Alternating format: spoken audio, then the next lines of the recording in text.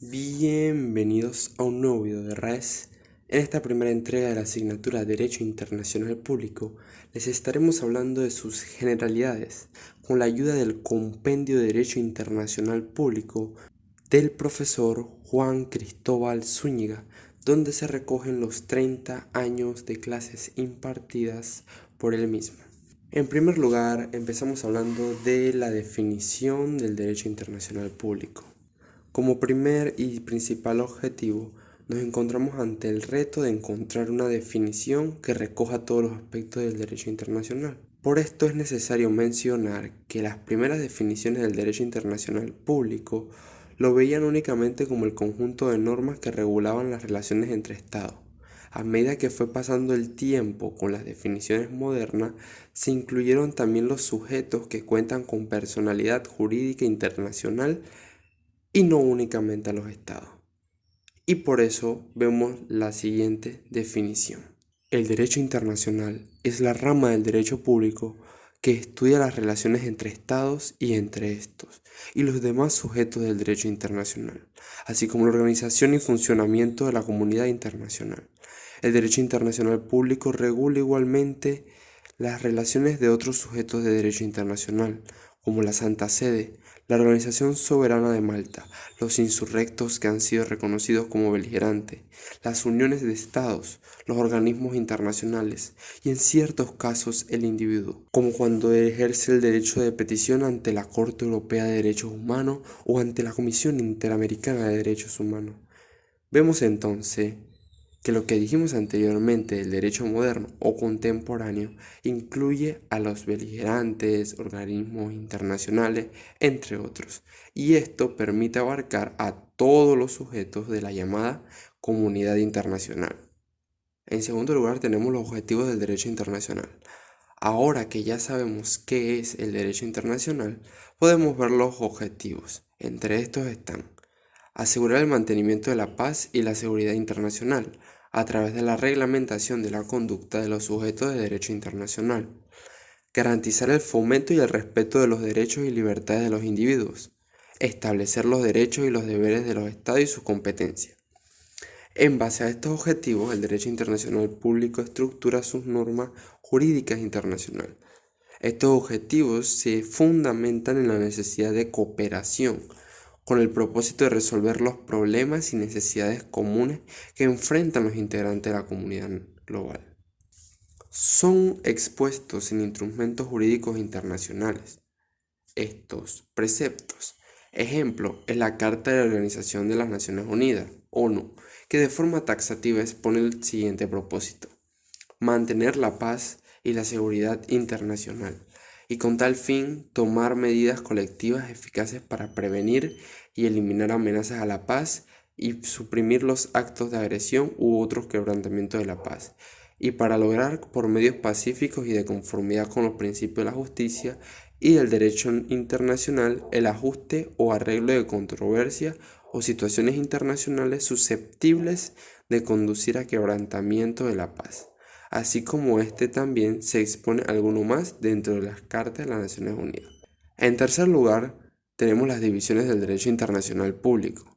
El derecho internacional, como toda parte del derecho en general, de igual forma contiene una división y se da de acuerdo con divisiones análogas a la rama del derecho interno y divisiones según la rama en que se especializa. Viendo el aspecto de las divisiones análogas a la rama del derecho interno, tenemos el derecho internacional público constitucional, administrativo, civil, penal y procedimental. En las divisiones, según las ramas en que se especializa, podemos encontrar el derecho internacional ambiental, el derecho internacional de la paz, el derecho del mar, el derecho aéreo, el derecho de los tratados, entre otras, que se pueden encontrar en el compendio.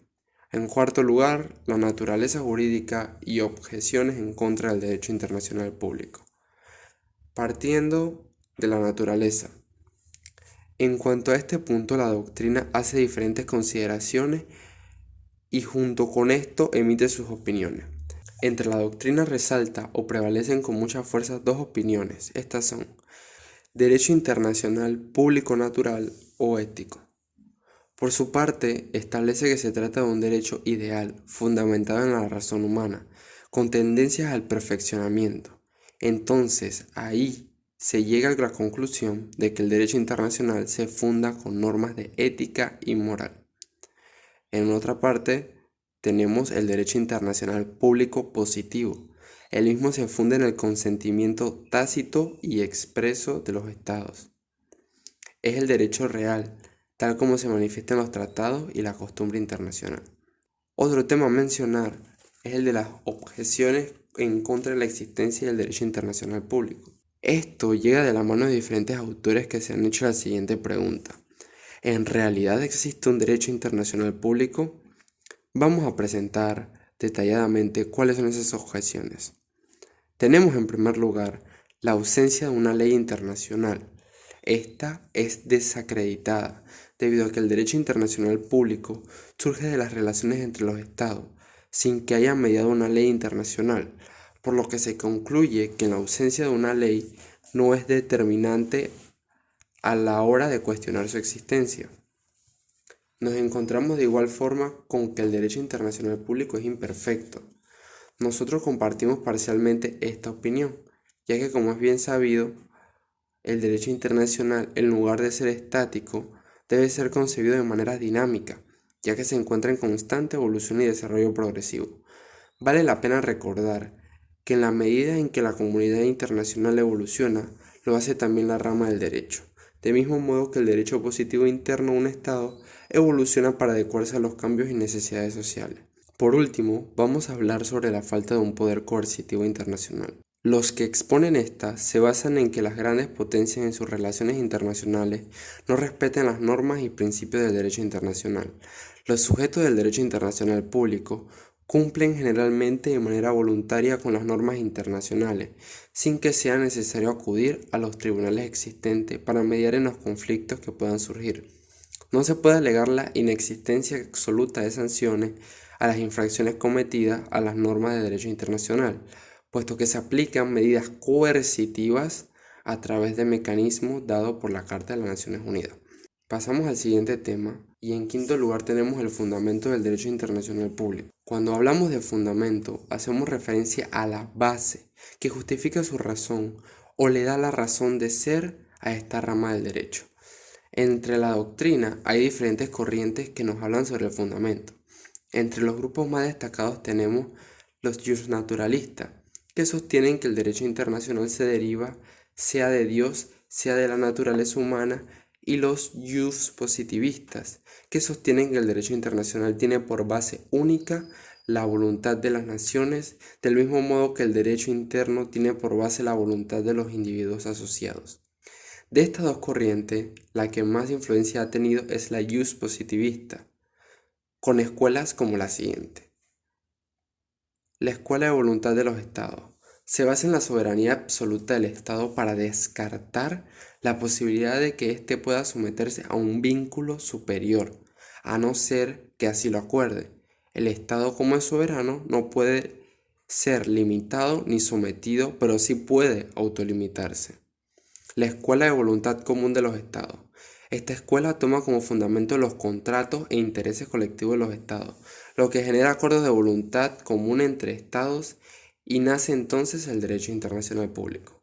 La escuela de norma fundamental fue sustentada por Hans Kelsen, quien visualizó el ordenamiento jurídico como una norma escalonada, ordenada de forma jerárquica, donde una norma de rango inferior se ve sustentada por una de rango superior, dándole así validez. Bajo esta premisa, para hallar el fundamento del derecho internacional, hay que acudir a las normas de menor jerarquía existente y partiendo de ella buscar las normas superiores que sustenten su validez.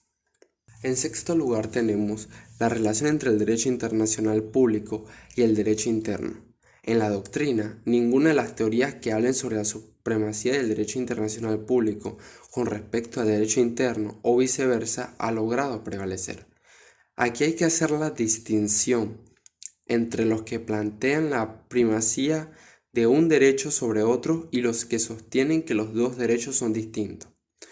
Los primeros son conocidos como monistas, Hay monistas que favorecen la teoría de que el derecho internacional público es parte del derecho interno, ya que el Estado, al reconocer dentro de su ordenamiento jurídico al derecho internacional público, le otorga fuerza normativa. Por el contrario, otros monistas, como Kelsen, sostienen que el derecho internacional es el que delimita el orden jurídico que puede desarrollar los estados por tener mayor jerarquía. El segundo grupo son denominados como dualistas.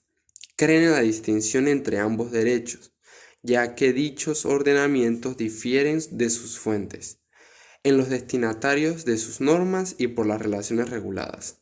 La Constitución de Panamá, en su artículo 4, establece: la República de Panamá acata las normas del derecho internacional, por lo que nuestro derecho sigue la teoría monista, que reconoce la primacía del derecho internacional público sobre el derecho interno. Muchas gracias por ver nuestro video, espero que te haya gustado. No olvides seguirnos en nuestras redes sociales. Hasta la próxima.